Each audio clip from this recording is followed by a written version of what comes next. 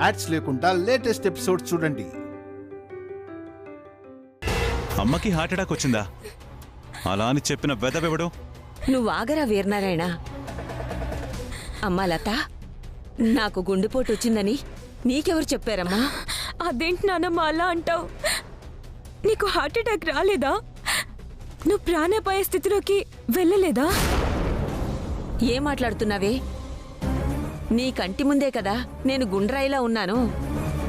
నాకు గుండెపోటు రావడం ఏంటి? అవునమ్మా, నీకెవరో ఫేక్ కాల్ చేస్తుంటారు. అవునమ్మా, నీకెవరో తప్పుడు సమాచారం ఇచ్చారు. నువ్వు కంగారు పడేలా చేశారు. అసలు ఇంతకీ నానమ్మకి హార్ట్ అటాక్ వచ్చిందని నీకు ఫోన్ చేసి చెప్పింది ఎవరు? నాకు ఫోన్ చేయలేదు బాబాయ్. మా మావయ్య గారికి ఫోన్ చేసి చెప్పారు. అదే ఎవరు చెప్పారు అని. మీ అనుచరులు.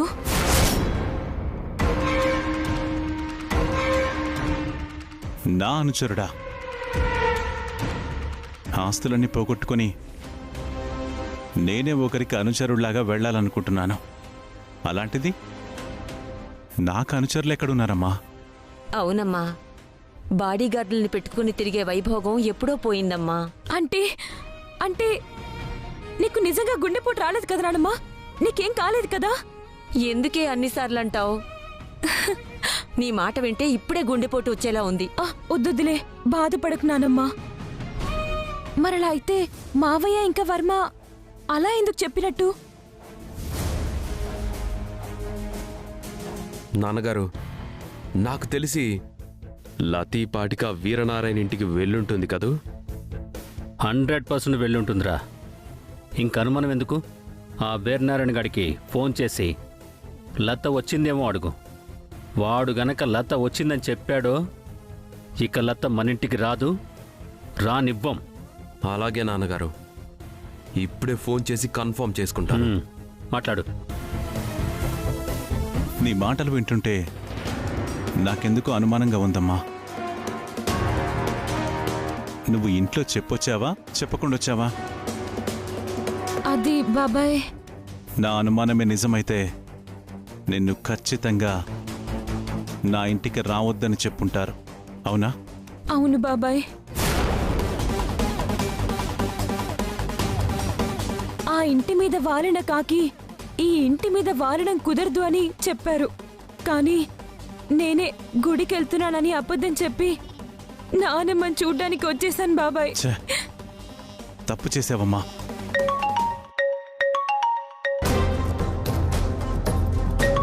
ఈ నెంబర్ కొత్త నెంబర్లో ఉంది. ఎవరో మనకు తెలిసిన వాళ్లే అయ్యి ఉంటారు. ఒకసారి తీసి మాట్లాడు. హలో. హలో, నమస్కారం సార్. నమస్కారం. ఎవరు మీరు? నా పేరు సుందర్రావు సార్.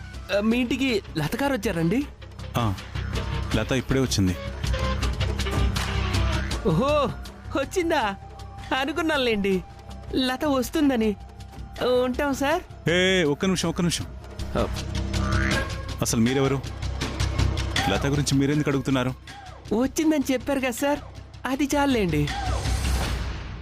మిగతా విషయాలు నాకు అడగాలనిపించినప్పుడు అడుగుతాను. Bye sir. Hello hello hello hello.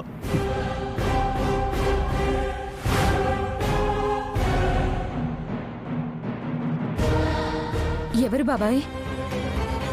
ఎవరో తెలీదమ్మా. ఎవరో సుందర్రావట. లత వచ్చిందా అని అడిగాడు. వచ్చిందని చెప్పాను. అంతలోనే ఫోన్ కట్ చేశాడు. అంటే ఈ ఫోను వర్మే చేసుంటాడు బాబాయ్.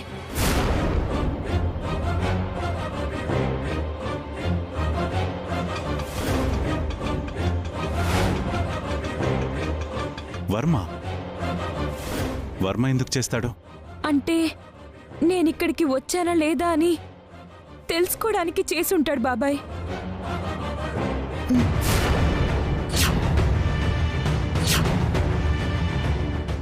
వాళ్ల దిక్కుమాలిన ప్లాన్లు మొత్తం నాకు అర్థమయ్యాయమ్మా. వాళ్లతో చెప్పకుండా నువ్వింటికి రావాలని వాళ్ళింత పెద్ద నాటకం ఆడారు. అవునానమ్మా. అమ్మా,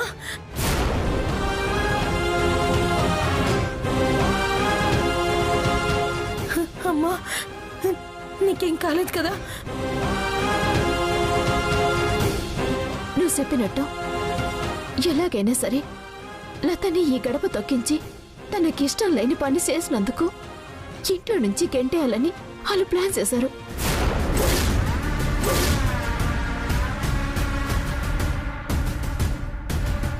అక్క మీరిక్కడికి?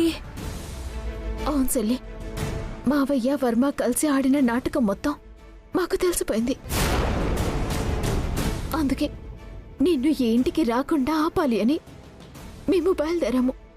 కానీ దురదృష్టవశాత్తు నువ్వు మాకంటే ముందుగానే ఇక్కడికి వచ్చేసావు. ఈ విషయం గనుక మావయ్యకి తెలిసిందనుకో కొంపలు అంటుకుపోతాయి. ముందిక్కడి నుంచి వెళ్ళిపోదా పద. అంటే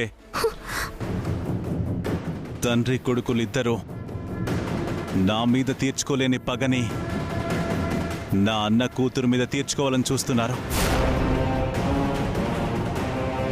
వాళ్ళని వదిలిపెట్టను, వాళ్ళంతా చూస్తాను.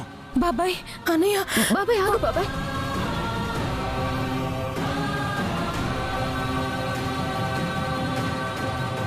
ఈ ఆవేశంతోనే 2 కుటుంబాలు ముక్కలయ్యాయి. అలా అని తనని హింసిస్తూ ఉంటే చూస్తూ ఊరుకోవాలమ్మా? సార్, ఆవేశంతో ముందుకేసే ప్రతి అడుగు లత జీవితాన్ని 100 అడుగులు వెనక్కి తీసుకెళ్తుంది. మీ చేతులారా మీ అన్న కూతురు జీవితాన్ని నాశనం చేస్తారా? లేదో. ఈ బాబాయ్ ప్రాణాలతో ఉండగా నా అన్న కూతురికి ఎప్పటికీ అన్యాయం జరగనివ్వను. అనయ్య, అనయ్య, వాళ్ళు ఆవేశపడ్డారనో కుతంత్రాలతో అవినీతికి పాల్పడ్డారనో నువ్వు తొందరపడకు. దూరమైన 2 కుటుంబాల్ని మరింత దూరం చేయకనయ్య. ప్లీజ్ అనయ్య, ప్లీజ్.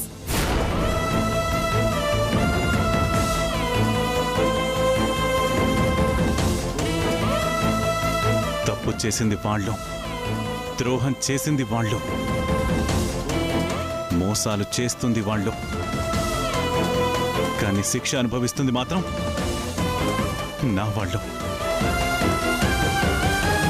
వాళ్ళని వదిలిపెట్టను మానసా. నా చెల్లెల్ని, నా అన్న కూతుర్ని ఎంతగా టార్చర్ చేస్తున్నారో అంతకు 100 రెట్లు వాళ్ళని టార్చర్ చేయకపోతే నేను శంకర్ నారాయణ తమ్ముండే కాదు, నా పేరు వీరనారాయణ కాదు. నోరు మీరా. ఎవరి మీద ఛాలెంజ్ చేస్తున్నావురా? నీ బావ మీద, నీ అల్లుడి మీద? ఆ రఘురామ్ గాడికి బుద్ధి లేదు కాబట్టే ఇలాంటి బుద్ధి లేని పనులు చేస్తున్నాడు. నీకు కూడా బుద్ధి లేదా? అమ్మా, అవునరా. వాడేదో చేశాడని మనం కూడా అదే చేస్తే వాడికి మనకి తేడా ఏముంది?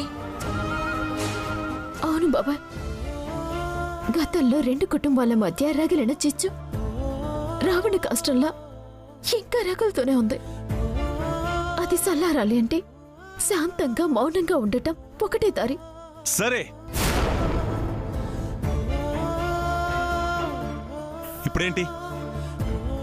వాడి అన్న కూతుర్ని ఏం చేసినా, వాడెంత హింసించినా భరించి సహించమంటారు, అంతే కదా?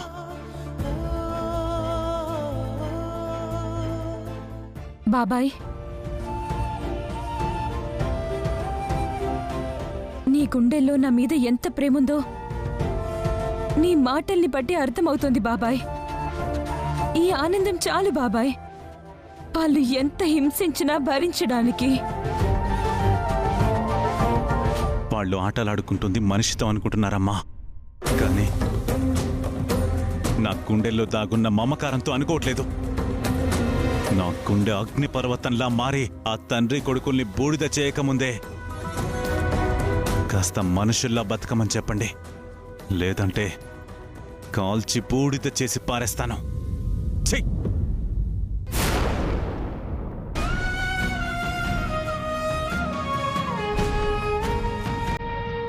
అమ్మా చిట్టమ్మా, వాడెళ్ళిపోయాడు కదా, ఇక ఆలస్యం చేయకుండా త్వరగా లతను తీసుకుని బయలుదేరండి. అలాగే వద్దాం నానమ్మా. అలాగేనమ్మా. చూడు, అక్కడేం జరిగినా వాడికి మాత్రం చెప్పకండి. ప్రచండ రుద్రుల్లా మారిపోతాడు. ఆ తర్వాత వాణ్ణి ఆపడం మనెవరి వల్ల కాదు. సరేనా? అలాగే నానమ్మా. చెల్లికి ఎలాంటి బాధ రాకుండా మేము చూసుకుంటాము. రఘురాం మావయ్య కాళ్ళట్టుకొనైనా సరే ఇంటికి పంపిస్తాము. సరేనా? సరేనమ్మా. లతకి నువ్వు ఉన్నావన్న ధైర్యమే మమ్మల్ని ఇలా బతికిస్తుందమ్మా. సరే, జాగ్రత్తగా వెళ్ళండమ్మా. రండి, పదండి.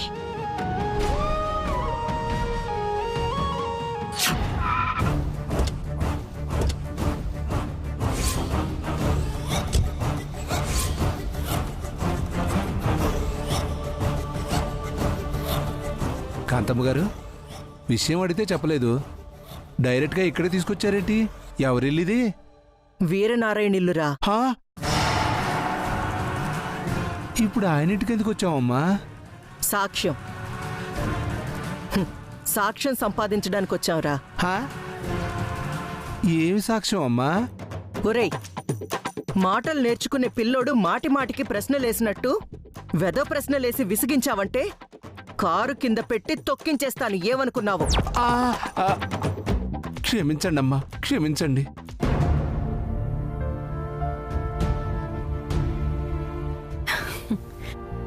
అమ్మా, వెళ్ళొస్తాం.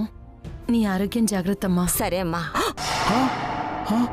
రే, పద పద. అలాగేనమ్మా. వెళ్ళొస్తామమ్మా. నీ ఆరోగ్యం జాగ్రత్త.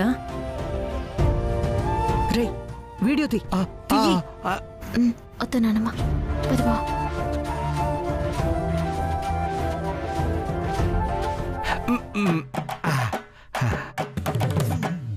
రేయ్, వీడియో తీమంది నన్ను కాదురా, దరిద్రుడా. మరి అదిగో ఆ చిట్టమ్మ, లత, మానస వాళ్ళని తీరా. అలాగేనమ్మా.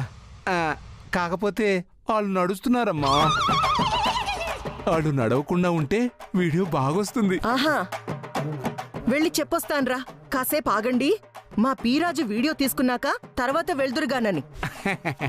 అక్కడ దాకా ఎందుకులేమ్మా, ఇక్కడి నుంచే చెప్పానమ్మా. చెప్పు తీసుకొడతా, చెత్తదవా.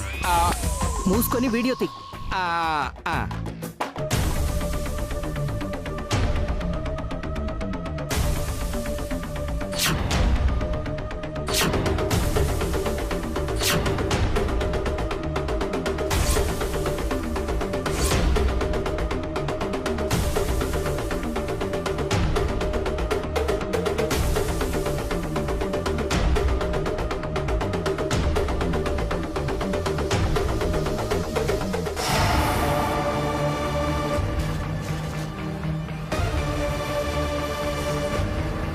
రే, వీడియో బాగా వచ్చిందిగా? సూపర్ వచ్చిందమ్మా. కావాలంటే చూడండి.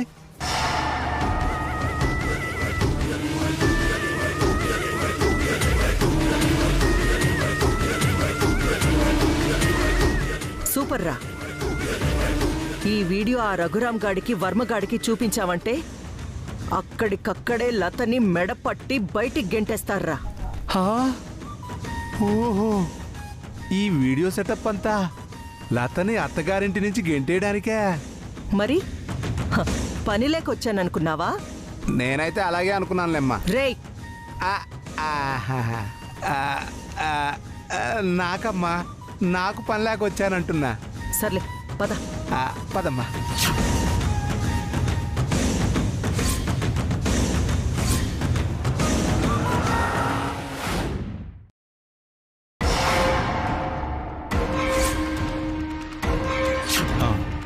లత ఇప్పుడే వచ్చింది.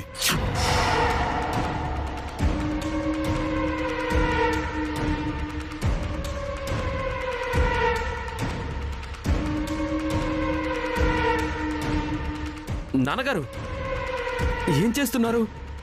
మీరు మందు మానేశారు కదా, మళ్ళీ మొదలు పెడుతున్నారేంటి?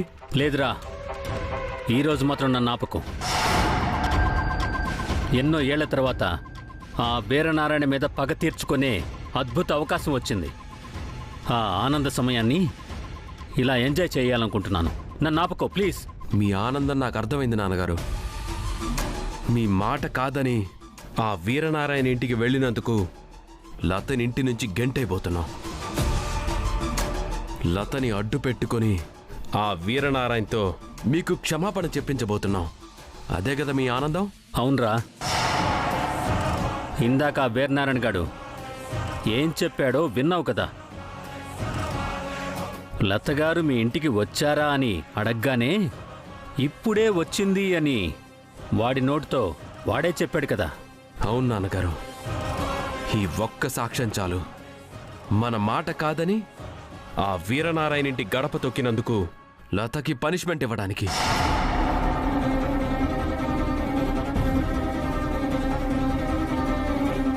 చీర్స్.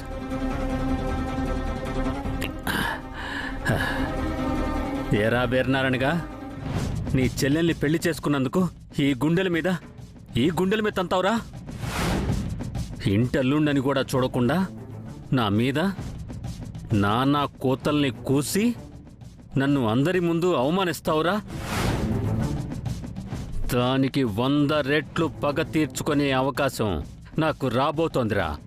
అప్పుడు చూపిస్తా ఈ రఘురామ్ అంటే ఏంటో.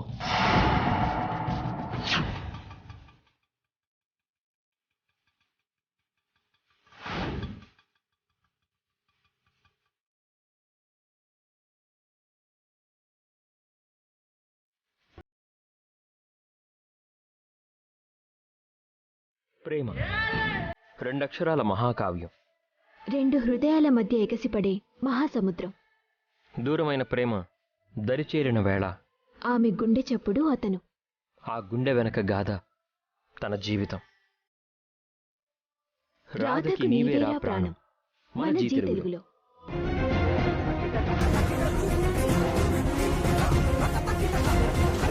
అతయ్య, మన అదృష్టం బాగుండి లత ఎవరికంటా పడలేదు. మావయ్యకి వర్మకి అనుమానం రాకముందే లతను తీసుకుని ఇంట్లోకి వెళ్ళిపోండి. బావా, పది బావా, మనం వెళ్దాము. అక్క, ఇక్కడి దాకా వచ్చి ఇంట్లోకి రాకుండా వెళ్తారా? ఇద్దరూ వచ్చి కాఫీ తాగి వెళ్ళండి. వద్దు చెల్లి, మావయ్య వాళ్ళ దృష్టిలో నువ్వు ఒంటరిగానే గుడికెళ్ళావు, తిరిగి ఒంటరిగానే లోపలికెళ్ళాలి. కాదని నీతో పాటు మేము కూడా వచ్చామనుకో, వాళ్ళకి లేనిపోని అనుమానాలొస్తాయి. అవును లత, నువ్వెక్కడికి వెళ్ళలేదు, ఎవరిని కలవలేదు. ముఖ్యంగా వీరనారాయణ గారి ఇంటికి అస్సలు వెళ్ళలేదు. అది వాళ్ళు నమ్మాలంటే నీకు తోడుగా ఎవ్వరు రాకూడదు, ఆఖరికి మానసాదేవి గారు కూడా. ముందు నువ్వు వెళ్ళు, తర్వాత నేనొస్తాను. అంతగా అడిగితే కిట్టి పార్టీకి వెళ్ళాను, లత వచ్చే సమయానికి నేను కూడా వచ్చానని చెప్తాను. సరేనా? అత్తయ్య,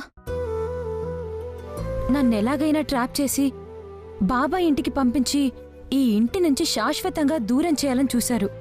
నా అదృష్టం బావుండి చిట్టమ్మక్క వాళ్ళ ప్లాన్ పసిగట్టింది కాబట్టి సరిపోయింది. లేదంటే పరిస్థితులు ఎంత భయంకరంగా ఉండేవో నాకంటే మీకే బాగా తెలుసు.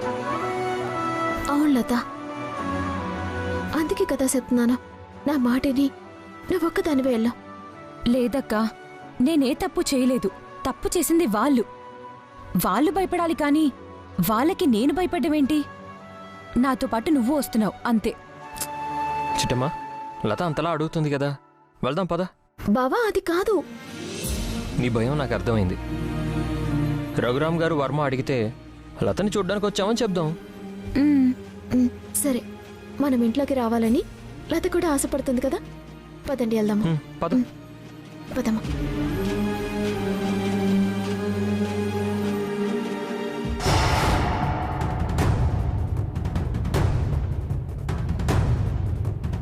ఏంట్రా అంత సీరియస్గా చూస్తున్నావు? ఇక్కడే కదా, ఈ గుండెల మీదే కదా ఆ వీరనారాయణ కాల్తో తన్నింది. అవునరా, వాడి పాదముద్రలు ఈ గుండెల మీద ఇంకా పదిలంగానే ఉన్నాయి. వాడి మీద పగ తీర్చుకోవాలని కొండంత ఆశతో నా గుండె ఎదురు చూస్తోందిరా. నాన్నగారు, ఏ కాలితో మీ గుండెల మీద తన్నాడో ఆ వ్యక్తితోనే మీ కాళ్ళు పట్టించకపోతే నేను మీ కొడుకునే కాదు. శభాష్ శభాష్ రా వర్మ, ఇప్పుడు నా కొడుకు అనిపించుకున్నా.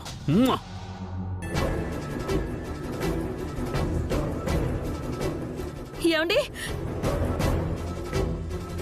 ఏంటండి? ఏంటి పాడలవాటు? ఎప్పుడో వదిలేశారు కదా, మళ్ళీ కొత్తగా మొదలు పెట్టారేంటి? ఇవన్నీ తీసి ముందు పక్కన పడేయండి. ఆ బాటిల్ ఇవ్వండి, బయట పడేస్తాను.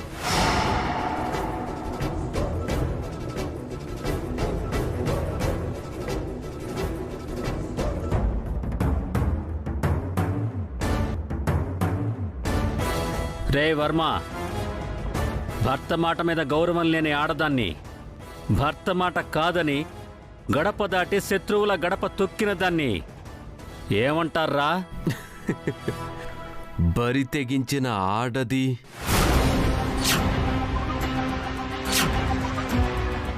నీతి జాతి లేని ఆడది అని అంటారు నాన్నగారు. మరి ఎలాంటి ఆడదాన్ని ఏం చెయ్యాలి? మెడబట్టి బయటి గెంటేయాలి నాన్నగారు.